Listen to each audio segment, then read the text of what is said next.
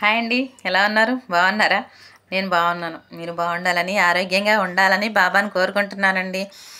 ఈరోజు మన పిల్లలకి ఫోన్లు అలవాటు లేకుండా తినిపించడం ఎట్లా అంటే, పెద్ద పిల్లల గురించి చెప్పట్లేదండి. చిన్నప్పుడు మన పిల్లలు చిన్నగా ఉన్నప్పుడు మనం వాళ్ళకి తినిపించడానికి చాలా కష్టపడతాం. వాళ్ళు ఒక మాదిరిగా తినరు, చాలా ఇబ్బంది పెడుతూ ఉంటారు. తినకుండా ఏం చేయాలో మనకు అర్థం కాదు. వాళ్ళకి భోజనం పెట్టే టైంకి ఇంకా మనకి మామూలుగా ఉండదు. అది ఒక పెద్ద అగ్ని పరీక్ష. రోజు వాళ్ళకి అన్నం పెట్టాలంటే ఆ, తినరు, ఇష్టపడరు, ఏది పెట్టాలో తెలియదు, ఎలా వాళ్ళకి పెట్టాలో అర్థం కాదు. అలాంటి సిచ్యువేషన్లో ఇప్పుడు ఎలా ఉంటున్నారంటే, ఫోన్లు వచ్చినాయి కదండి. పిల్లలు పిల్లలకి ఏం చేస్తున్నారు, తల్లులు అన్నం తినిపించుకొచ్చి మంచిగా వాళ్ళకి ఫోన్ చేతికిస్తున్నారు. వాళ్ళు ఫోన్ చూసుకుంటూ మనం ఏది పెట్టినా తినేస్తున్నారు. తినడం అయితే అయిపోతుంది, కానీ ఆ ఫోన్ వల్ల వాళ్ళకి ఎంత ఎఫెక్ట్ అవుతుందండి. ఆ ఫోన్ ఇంక వాళ్ళు వదులుతారా?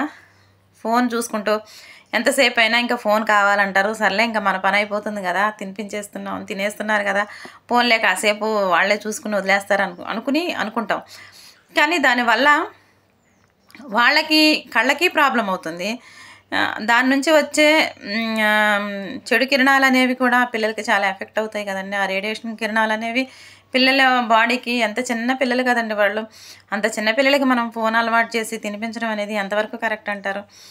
అవును, ప్రతి ఒక్కళ్ళం, ప్రతి తల్లి పడుతున్న బాధ ఇది. పిల్లలు చిన్నప్పుడు చాలా సతాయిస్తారు తినడానికి. దానివల్ల మనం కూడా చాలా ఇబ్బంది పడుతూ ఉంటాం. వాళ్ళకి ఎలా తినిపించాలా అన్న ఒక ఆలోచనతోటి పిల్లలు చిన్నగా ఉన్నప్పుడు అయితే ఇదే ఉంటుందండి.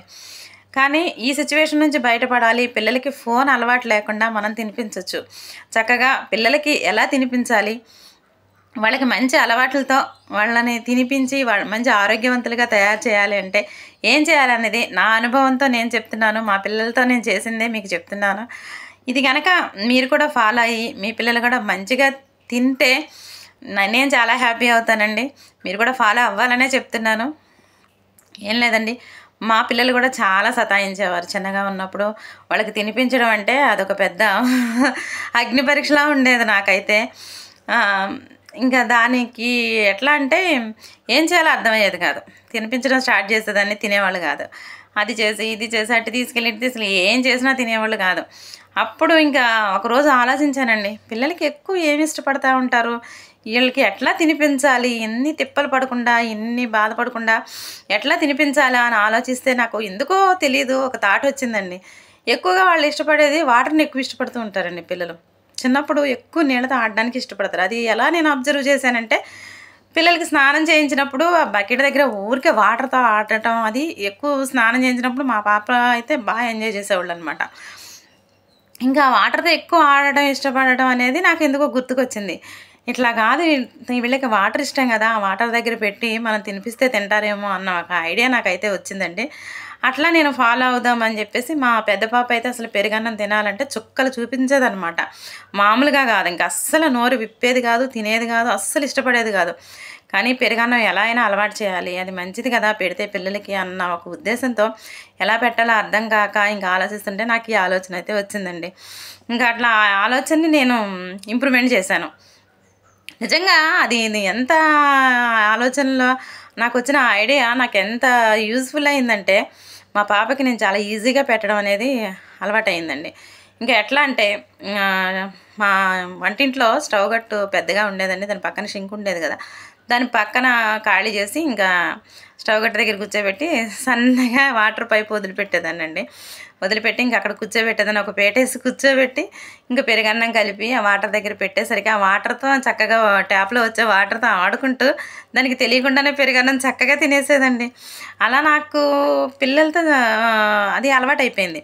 ఇంకా అట్లా పెట్టడం, ఇట్లా నీళ్ళు వేస్ట్ అవుతున్నాయి కదా అని ఇంకొక ఐడియా ఏమొచ్చిందంటే, ఒక బాటిల్లో వాటర్ వేసి దానికి ఒక హోల్ పెట్టి మొక్కల దగ్గరికి నుంచోబెడితే అట్లా వాటర్ జిమ్ముతున్నట్టుగా చేస్తూ ఉంటే అప్పుడు కూడా మంచిగా పెరుగన్నం ఏంటి, ఏ అన్నమే మామూలుగా కర్రీ రైస్ కూడా చక్కగా తినడం అనేది బాగా అలవాటైపోయిందండి.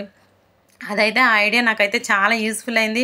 పిల్లలు కూడా చక్కగా, ఎందుకంటే ఇంకా మా పాప అయితే పెరుగన్నం కలుపుతున్నప్పుడే ఇంకా షింక్ దగ్గరికి వెళ్ళిపోయి నిలబడిపోయేది.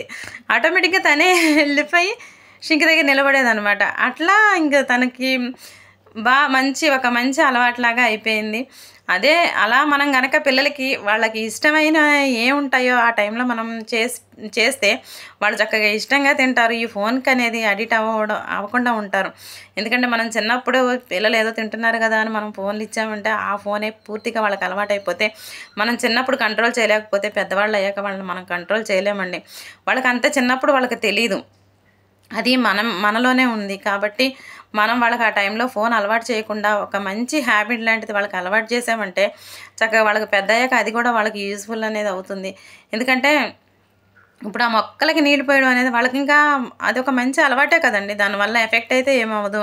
వాళ్ళకి వచ్చే నష్టమైతే ఏం లేదు. కానీ ఫోన్ వల్ల అయితే నష్టమే కదండీ! వాళ్ళు మనం తినిపిస్తున్నాం కదా అనుకుంటున్నాం గానీ, తిన్నంతసేపు అది చూడడం వల్ల ఆళ్ళకి అన్ని రకాలుగా కూడా ఆరోగ్యంగా మంచిది కాదు కదండీ! అనారోగ్యం పాలవ్వడానికి కూడా అది చాలా కారణాలుంటాయి దానికి.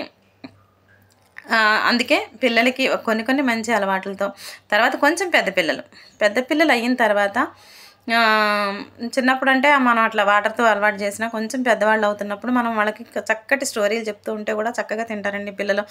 వాళ్ళకేంటంటే మనం స్టోరీలంటే కథలొస్తే కథలు చెప్పండి.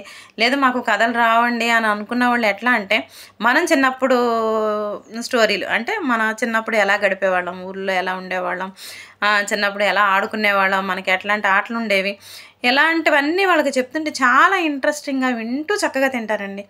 ఇట్లాంటివన్నీ మనం మాట్లాడుకుంటూ వాళ్ళతో చెప్తుంటే ఇంకా అన్నమయ్యేసరికి "అమ్మ ఈరోజు ఏం చెప్తావమ్మా? మీ చిన్నప్పుడు జరిగింది ఏం చెప్తావు?" అనుకుంటే వాళ్ళు ఎంత ఇంట్రెస్ట్‌గా అడుగుతారంటే చాలా ఇంట్రెస్టింగ్‌గా, చాలా చక్కగా ఇంక తింటారు. ఇద్దరు పిల్లలున్నప్పుడైతే మనకింకా చాలా ఈజీ అండి పెట్టడానికి. ఎందుకంటే వాళ్ళకి ఒక్కొక్కసారి కొంచెం పోటీలాగా పెట్టొచ్చు.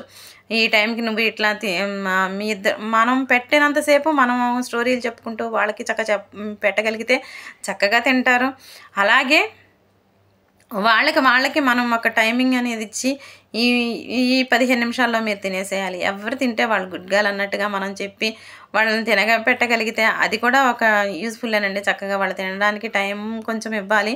మరీ తొందరగా టైం పెట్టేస్తే వాళ్ళు ఏదో అమ్మ నన్ను మెచ్చుకుంటుంది కదా అన్నట్టుగా హడావుడిగా తినకుండా చక్కగా కొంచెం టైం వాళ్ళు ఒక 20 మినిట్స్ అట్లా ఇస్తే వాళ్ళు చక్కగా తినగలుగుతారు. అలాగే కొంచెం పెద్దవాళ్ళు అవుతున్నారు అంటే వాళ్ళకి వాళ్ళే తినేలాగా మనం అలవాటు చేయాలండి పిల్లలకి. ఎందుకంటే ఒక 5 ఇయర్స్ వరకైతే మనం పెట్టొచ్చు కానీ 5 ఇయర్స్ దగ్గర నుంచి వాళ్ళకి వాళ్ళుగానే తినడం అనేది అలవాటు చేశామంటే వాళ్ళకి వాళ్ళు తింటే చాలా ఆరోగ్యం అండి. వాళ్ళకి వాళ్ళగా తినేదానికి మనం పెట్టేదానికి చాలా తేడా ఉంటుంది. కాబట్టి వాళ్ళకి వాళ్ళుగా తినే అలవాటును మనం చేయాలి. అలాగే పిల్లలకి ఫోన్లు అలవాటు చేయకుండా చక్కగా ఎలా వాళ్ళకి ఏదైతే ఇష్టం ఉంటుందో ఆటిల్ని మనం భోజనం చేసే టైంలో చక్కగా మనం ఇంప్రూవ్ చేయగలిగితే మాత్రం వాళ్ళు చక్కగా తినగలుగుతారు. మనం చిన్నప్పుడు స్టోరీలు కొంచెం పెద్దవాళ్ళు అయ్యారు 4 ఇయర్స్ అట్లా ఉన్నప్పుడు వాళ్ళు చిన్నప్పుడు ఎలా ఉండేవాళ్ళు, నువ్వు చిన్నప్పుడు ఎలా చేసేదానువు, ఈ మంత్లో ఎలా ఉండేదానువు, ఆ మంత్లో అలా ఉండేదాను అనుకుంటా వాళ్ళకి రోజుకొక స్టోరీ చక్కగా చిన్నగా చెప్పుకుంటూ ఉంటుంటే వాళ్ళకొక ఇంట్రెస్ట్ అనేది వస్తుంది. వాళ్ళకి అన్నీ తెలుస్తుంది. మనం చిన్నప్పుడు ఎలా ఉండేవాళ్ళం అన్నది వాళ్ళకి తెలుస్తుంది. మంచి చెడు అనేది వాళ్ళకి అన్నీ అర్థమవుతాయండి. చక్కగా వాళ్ళు మంచిగా పెరగడానికి మనం ఒక అవకాశం ఇచ్చినట్టు అవుతుంది. మన పిల్లల్ని మనం చక్కగా మంచిగా పెంచుకోవడానికి అది మన చేతుల్లోనే ఉంది. ఎందుకంటే చిన్నగా ఉన్నప్పుడు వాళ్ళకి ఏది తెలీదు కాబట్టి వాళ్ళని ఎలా చేయాలి అనేది అది మొత్తం మనకు తెలుసు కాబట్టి మనమే వాళ్ళని తయారు చేసుకోవాలి. ఇలాంటి కొన్ని మంచి చిట్కాలతో మంచి అలవాట్లతో పిల్లల్ని పెంచుతారని అనుకుంటున్నానండి. నా వీడియో మీకు నచ్చినట్టయితే లైక్ చేయండి, షేర్ చేయండి, ప్లీజ్ సబ్స్క్రైబ్ చేయండి, కామెంట్ కూడా పెట్టండి. అసలు ఎవరు కామెంట్ పెట్టట్లేదు, చూస్తున్నారు కానీ లైక్ చేయట్లేదు. నా వీడియో నచ్చితే తప్పకుండా లైక్ చేయండి. థ్యాంక్ యూ అండి. ఇంతసేపు ఓపికగా ఉన్నందుకు థ్యాంక్ యూ వెరీ మచ్.